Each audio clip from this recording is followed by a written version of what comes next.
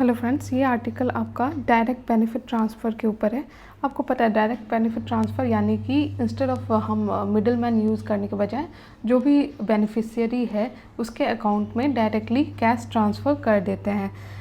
Direct benefit transfer के मतलब कि जो पूरा प्रोसेस है, इससे क्या होता है कि जो करप्शन है या मिडल मैन का जो पूरा करप्शन है वो कम हो जाता है और बेनिफिशियरी के अकाउंट में डायरेक्ट पैसा चला जाता है। अभी जो करंट सिचुएशन है उसमें 2015 में यूनिवर्सलाइजेशन हुआ था और ये सारे सेंट्रल सेक्टर और सेंट्रली स्पॉन्सर्ड स्कीम पे लागू है। ये पूरा जो प्रोसेस है बेसिकली आपका इसलिए लाया गया ताकि चीज़ें और ज़्यादा सिंपल हो सके, जो इन्फॉर्मेशन हो या चाहे फंड्स हो उनका ट्रांसफ़र जल्दी हो जाए। आपको पता है आधार जो जैम ट्रिनिटी हम कहते हैं उसके थ्रू पूरा जो प्रोसेस है उसको रिवॉल्यूशनाइज किया गया है। इससे क्या हुआ है कि जो फ्रॉड हुआ या जो डुप्लीकेशन हो जाता है उसमें मतलब कि जो घोस्ट बेनिफिशियरी जिसे हम कहते हैं कि जो एक्चुअल में एग्जिस्ट ही नहीं करता है, ऐसे लोगों को से डील करने में ये सक्सेसफुल रहा है। अभी जो प्रेजेंट सिचुएशन है उसमें ये बाकी स्कीम पे भी एप्लीकेबल है बहुत सारे, जहाँ पे कैश जो है वो ट्रांसफ़र कर दिया जाता है बेनिफिशियरी के अकाउंट में डायरेक्टली।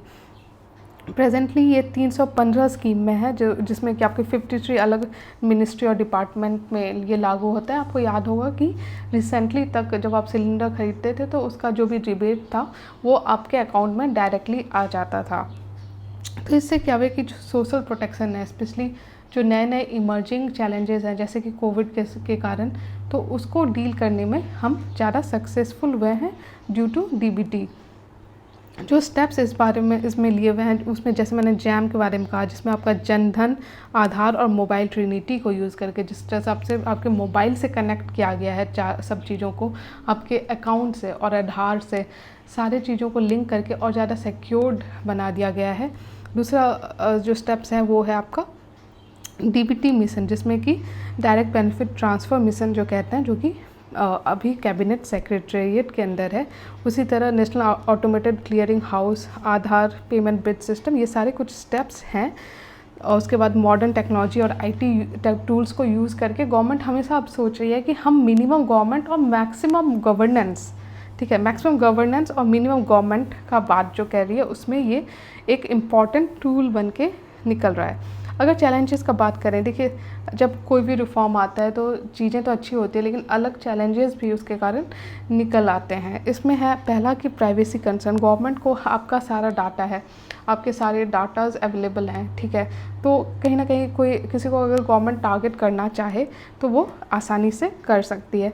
तो प्राइवेसी कंसर्न यहाँ पे देखा जा रहा है क्योंकि आधार से आपका सब कुछ कनेक्टेड है और आधार के थ्रू आपका सारा इन्फॉर्मेशन गवर्नमेंट जब चाहे निकाल सकती है।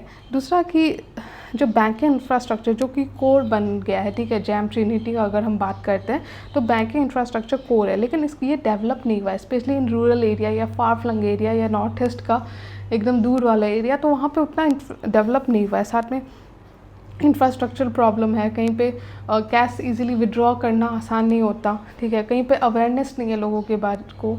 जो गरीब लोग हैं या स्पेशली जो ओल्ड एज वाले लोग हैं वो टेक्नोलॉजी ओरिएंटेड अभी तक नहीं है, तो उनको प्रॉब्लम होता है। तीसरा है इनएडिक्वेट डिजिटल इंफ्रास्ट्रक्चर। जैसा मैंने कहा कि पूरा चीज़ आप नेटवर्क से कनेक्ट कर रहे हो लेकिन कई बार क्या होता है कि नेटवर्क ही काम नहीं कर रहा या इलेक्ट्रिसिटी नहीं है या जो मोबाइल नहीं है किसी के पास अपडेटेड, तो कई सारे प्रॉब्लम्स हो सकते हैं। इसमें आपके बायोमेट्रिक ऑथेंटिसिटी फेलियर से लेकर नेटवर्क फेलियर्स तक हो सकता है।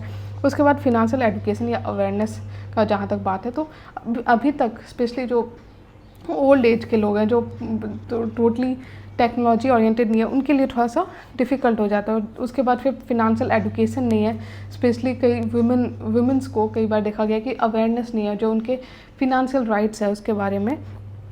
तो ये सारे आपके फैक्टर्स हैं। उसके बाद हमें ज़रूरत है कि जो इक्वल बेनिफिट है डीबीटी ट्रांसफ़र का, कई बार क्या होता है डायरेक्ट बेनिफिट ट्रांसफ़र तो होता है लेकिन जो हेड ऑफ़ द फैमिली है वो सारा ले लेता है, जो बाकी मेंबर्स हैं उन तक नहीं पहुंच पाता, specially to the women members. तो ये एक आपका ड्रॉबैक या चैलेंज है।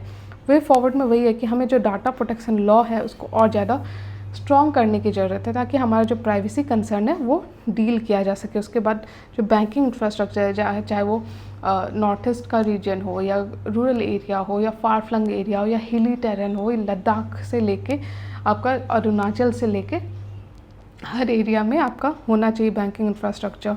तीसरा है जो डिजिटल इंफ्रास्ट्रक्चर, बैंकिंग के अलावा डिजिटल इंफ्रास्ट्रक्चर भी इसमें इम्पॉर्टेंट है, ताकि कोई भी आसानी से अपना पैसा निकाल सके और अपने ट्रांजैक्शन को वेरीफाई कर सके। उसके बाद फिनेंशियल एजुकेशन, जैसे मैंने कहा कि अवेयरनेस जरूरी है। उसके बाद lastly discretionary power to local authority, ताकि कोई भी बेनिफिशियरी वो लेफ़्ट आउट ना हो जाए। कई बार क्या होता है कि कई सारे वजह से जो बेसिक राइट है ऑफ अ पुअर वो पूरा नहीं हो पाता, कई बार फॉर टेक्निकल रीज़न पूरा नहीं हो पाता, तो और उसके कारण प्रॉब्लम होता है। तो जरूरी है कि हम ग्राउंड लेवल पे ट्रिकल डाउन करें, जो भी पावर है पावर का डिवोल्यूशन करें।